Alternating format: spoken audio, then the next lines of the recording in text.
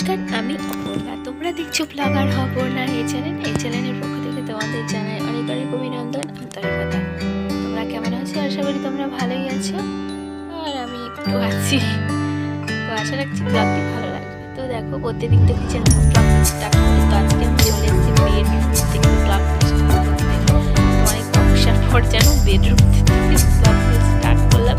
কেন বলছি? কারণ সকালবেলায় ঘুরতে ঘুরে বাসনা এসে সোজা চলে যাই কিচেনে। তো আজকে কিচেনে নোংরাটা খুব একটা ছিল না, কালকে বাজার সময়।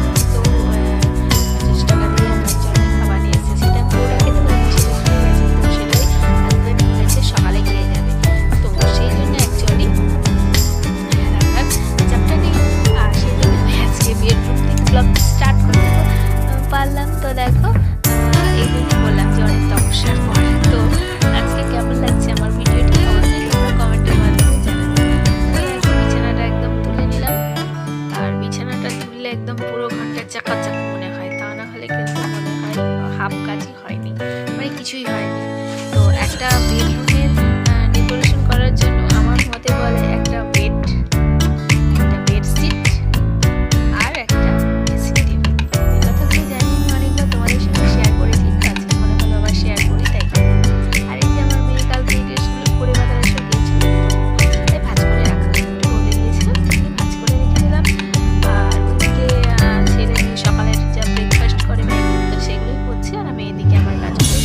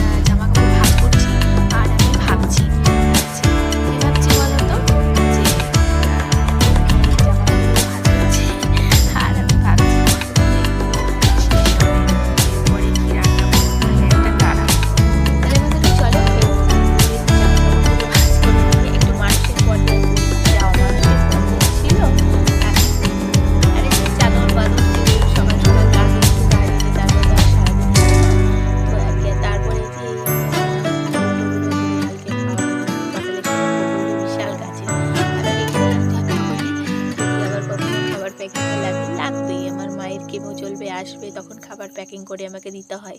সেগুলো তো আমি ভিডিও করতে পারি না, করলে হয় কিন্তু কিভাবে করবো, এত তাড়াহুড়োর মধ্যে থাকি না, আর ভিডিও অ্যাঙ্গেল বারবার রেডি করে করার মধ্যে মানে উপায় নেই। সকালবেলায় বেরিয়ে যায়, তাড়াতাড়ি করে রান্না করে দিই, তো সেই জন্য সেই ভিডিও ক্যাপচারগুলো হয় না। আর তারপরে এখানে দেখো সবজি কাটছি আর ছেলেকে পড়াচ্ছি। তো এই যে ছেলে পড়া করছে আর খেলা করছে। আর স্প্রাইটের বোতলগুলো ওর বাবা এই সকালবেলায় হাঁটতে যায়, সেখান থেকে নিয়ে এসছে ছেলের জন্য, দিয়ে এসে ডুবিয়ে দিয়েছে, দিয়ে বলেছে বাবু তুমি এটা নিয়ে খেলা করো। ছেলে দেখো কেমন বাবার বাধ্য, ঠিক ওইগুলো নিয়ে খেলা করছে। আর এই যে আমার ছেলের জন্য একটুখানি পেঁপে ভাতে দিলাম, ওর পেটটা তো একটু খারাপ, তো সেই জন্য। আর এই দেখো এখনও কতটা আছে, আমার হাজব্যান্ড খেয়ে গেছে তারপরেও এতটা আছে, ওইটুকুটা বাটি দেখলে বললে হবে না। আর এই বাসন্তী পোলাও বেশি খাওয়া যায় না, অল্প খেলেই বেশ পেট ভর্তি হয়ে যায়।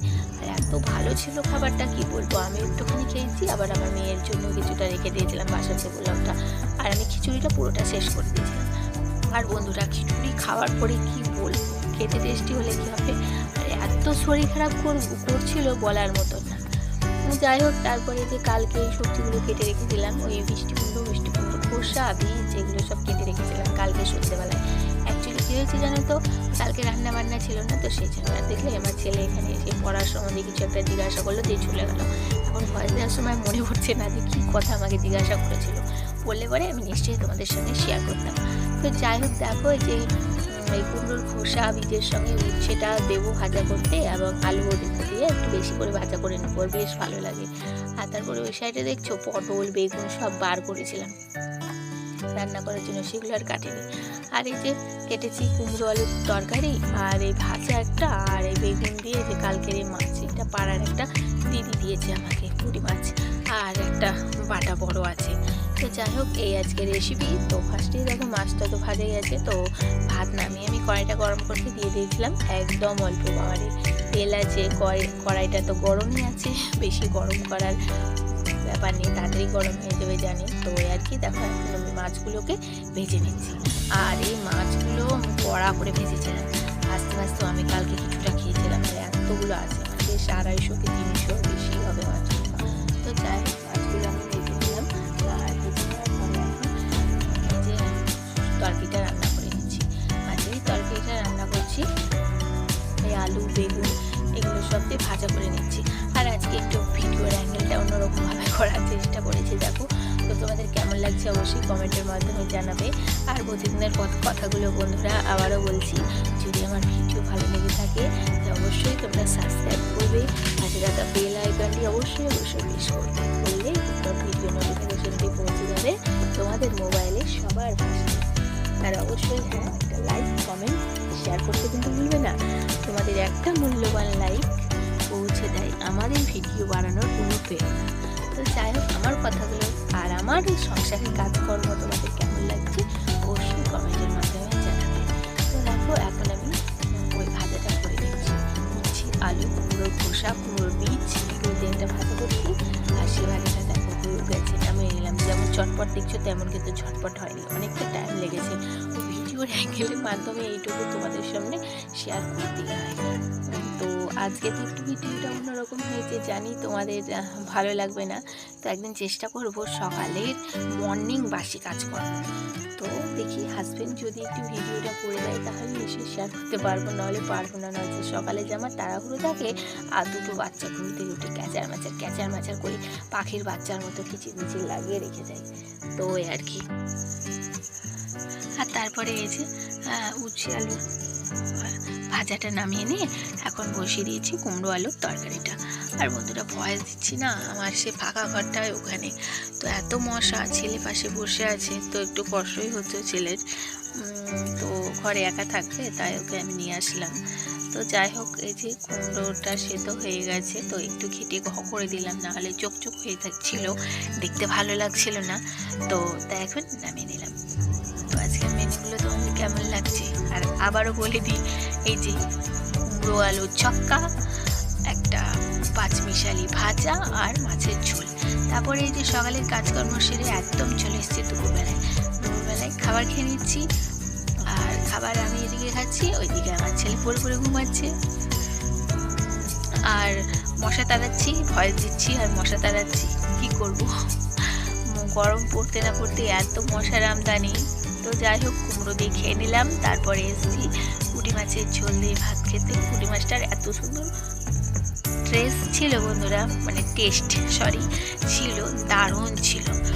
আর খুব ভালো খেয়েছি আজকে। আর এরকম ছোট মাছই আমার বেশি ভালো লাগে খেতে বড় মাছের তুলনায়। আর ছোটো মাছ ভালো লাগলে তো হবে না, বাঁচতেও সময় দিতে হবে, খেতে ভালো হলে কি হবে, ওইদিকে বাছাবাছি করতেও কিন্তু টাইমের দরকার। তো যাই হোক, তারপরে দুপুরবেলায় শেয়ার করার পরে একদম সন্ধ্যেবেলায় এসেছি, দেখো মশারির মধ্যে আমার মেয়ে প্রতিদিনের মতো পড়তে বসেছে, সঙ্গে একটা জলের বোতল নেই, পড়া করে আর জল খায়, ওইভাবেই করে। আর তারপরে এই যে রাত্রি 8টার সময় আমার ছেলেকে একটা রুটি দিয়ে দিয়েছি, ও আর দুপুরে ঘুমালে রাত্রেবেলায় ঘুমাতে চায় না, এত দুষ্টু হয়েছে কি আর বলবো। তো ওকে পড়াই, তারপরে সন্ধ্যাবেলা রুটিনগুলো পড়ানোটা যদি শেয়ার করতাম ভালো হতো। তো আজকে ভিডিওটা ছোট হয়ে গেল, সরি।